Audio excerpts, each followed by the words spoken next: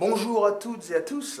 Merci de nous rejoindre encore pour une autre session sur le retour du Seigneur et la venue de son avènement, l'imminence de son avènement.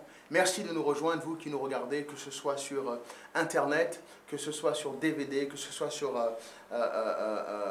vraiment tout simplement YouTube. Ce message est là pour vous, pour nous préparer tous ensemble pour l'avènement de notre Seigneur Jésus. Donc nous allons continuer sur Matthieu 24 qui nous a parlé, en fait, tout simplement les disciples ont posé quelques questions à Jésus. C'était tout simplement, quels sont les signes de ton avènement, quelle est la fin du monde? Ils ont aussi posé la question, quel est le signe du fait que pierre sur pierre ne tiendra pas? Lorsque Jésus est sorti du temple, ils ont vu la beauté du temple et ont voulu parler à Jésus de la beauté du temple que l'homme a pu construire. Et notre Seigneur nous a fait comprendre que pierre sur pierre ne tiendra pas. Donc nous savons que ça s'est passé en 70. L'empereur Titus est venu et a détruit Jérusalem en l'an 70. Il faut maintenant voir la deuxième partie, où le Seigneur Jésus va nous donner encore plus de signes de quand est-ce que la fin de tout. Il va continuer, Matthieu chapitre 24, verset 15, à nous dire « C'est pourquoi lorsque vous verrez l'abomination de la désolation dont a parlé le prophète Daniel, établi en lieu saint, que celui qui lit fasse attention. Alors que ceux qui seront en Judée fuient dans les montagnes, que celui qui sera sur les toits ne descende pas pour prendre ce qui est dans sa maison. Et que celui qui sera dans les champs ne retourne pas en arrière pour prendre son manteau. Malheur aux femmes qui seront enceintes. » Et là, le Seigneur va nous enseigner, va nous parler de catastrophes exceptionnelles, de choses. Il dit, car, verset 27, « Car comme l'éclair part de l'Orient et se montre jusqu'en Occident, ainsi sera l'avènement du Fils de l'homme. En quelque lieu que ce soit, le cadavre, là s'assembleront les vautours. » Alors là, il commence à parler, il dit l'avènement va se faire de la même façon que l'éclair se monte de l'Orient jusqu'à l'Occident, c'est pareil. Donc ça, il est en train de nous faire comprendre que le monde entier sera témoin de son avènement. Alors là, il parle en fait de sa venue. Il va même dire au verset 29, « Aussitôt après ces jours de détresse, le soleil s'obscurcira, la lune ne donnera plus la lumière, les étoiles tomberont du ciel, et les puissances des cieux seront ébranlées. Il dit alors, le signe du Fils de l'homme paraîtra dans le ciel. Toutes les tribus de la terre se lamentaient, et elles verront le Fils de l'homme venant sur les nuées du ciel avec puissance et une grande gloire. Il enverra ses anges avec la trompette retentissante, et ils rassembleront ses élus des quatre vents, d'une extrémité des cieux à l'autre. » Il va dire une chose, et c'est là où je veux ramener votre attention. Non seulement il a parlé de Daniel, mais il va dire « Instruisez-vous par une comparaison tirée du figuier. Dès que ses branches deviennent tendres et que les feuilles poussent, vous savez que l'été est proche. De même, exactement pareil, quand vous verrez toutes ces choses, sachez que le Fils de l'homme est proche. Il est à la porte. » Verset 34, « Je vous le dis en vérité, cette génération ne passera pas, que tout cela n'arrive. Le ciel et la terre passeront, mais mes paroles ne passeront pas. » Et là, le Seigneur commence à être un petit peu plus précis sur un point qui est la catastrophe totale. Le soleil qui s'obscurcit, la lune qui donne plus de lumière, les étoiles qui tombent du ciel. Vraiment une image apocalyptique de ce qui va se passer dans le monde entier. De quoi parle notre Seigneur Jésus? Il faut commencer d'abord par les versets, les chapitres, là où il nous envoie. Et là, la première chose qu'il nous parle, c'est de Daniel. Donc nous pouvons tourner ensemble dans Daniel chapitre 9 pour comprendre. Nous savons que Daniel était un prophète qui était en exode. Il a été mis en esclavage par le roi Nebuchadnezzar. Et là, Daniel va passer une succès toute sa vie. Il a été pris très jeune, 13-15 ans. Et ensuite, il va passer toute sa vie entière en esclavage. Et là, il va commencer à avoir pas mal de prophéties, énormément de visions. Certains, il va comprendre, et d'autres, il ne va pas comprendre.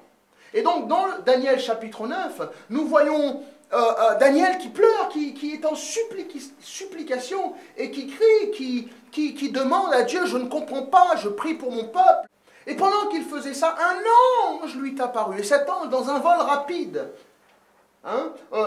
verset 21, dans un vol rapide, Daniel se présente Gabriel, excusez-moi, se présente à Daniel, et il va lui dire, Daniel, je suis venu maintenant pour ouvrir ton intelligence. Donc là, il a dit, tu es un bien-aimé, je vais t'enseigner. Et là, il va dire au verset 24, Daniel chapitre 9, qui est très important, mes bien-aimés, très très important. Là, je vais vous parler, je vais vous dire des choses qui risquent de vous choquer et de vous montrer que l'imminence du Seigneur est là. Nous sommes en train de vivre sur de temps qui est pratiquement fini. Nous sommes vraiment en sursis, car notre temps est fini. Gabriel va dire à Daniel, dans Daniel chapitre 9, verset 24, 70 semaines ont été fixées sur ton peuple et sur ta ville sainte pour faire cesser les transgressions et mettre fin au péché, pour expier l'iniquité et amener la justice éternelle, pour sceller la vision et la prophète, et pour oindre le Saint des Saints. Sache-le donc, Daniel, et comprends, depuis le moment où la parole a annoncé que Jérusalem sera rebâtie, jusqu'au Messie, au conducteur, il y a 7 semaines et 62 semaines, et les places et les fossés seront rétablis, mais en de temps fâcheux. Après les 62 semaines, le Messie sera retranché, il n'aura pas de successeur. Le peuple d'un chef qui viendra détruira la ville et le sanctuaire, et sa fin arrivera comme par une inondation. Il est arrêté que les dévastations dureront jusqu'au terme de la guerre. Il fera une solide alliance avec plusieurs pour une semaine. Et au milieu de la semaine, il fera cesser le sacrifice et l'offrande.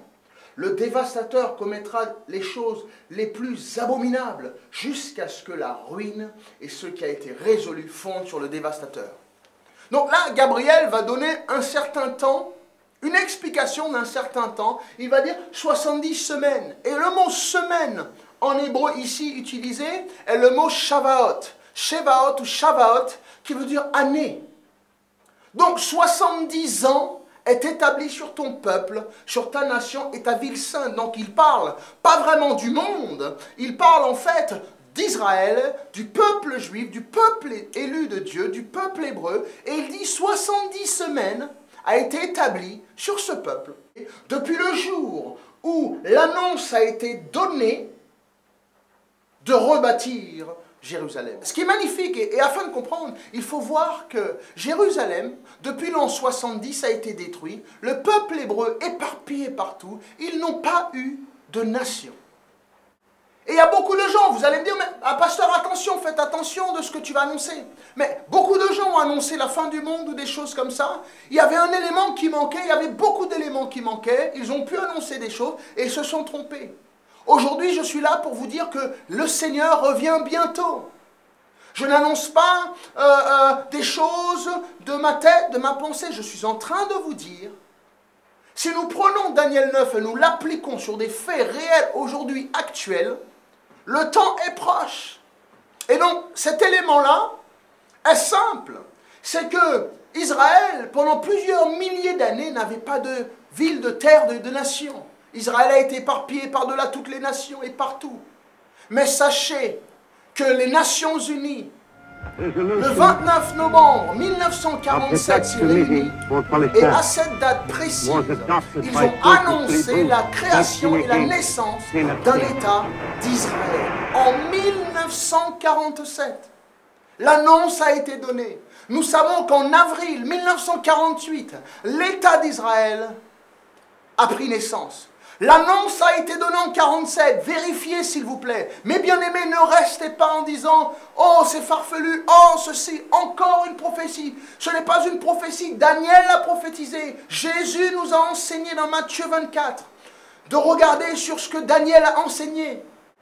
Et depuis 1947, depuis l'annonce de la naissance d'Israël, il fallait qu'on analyse et qu'on rajoute 70 ans à ça. Donc si vous annoncez des dates sans faire attention, c'est normal que vous ne comprenez pas. C'est normal que vous dites peut-être que les choses ne sont pas ce qu'elles sont. Mais je vous invite à vérifier cette date-là. 1947, le 29 novembre, Israël a pris naissance. J'espère que vous continuerez à regarder la suite de cet enseignement. Que Dieu vous bénisse. Que Dieu vous bénisse. Et à très bientôt.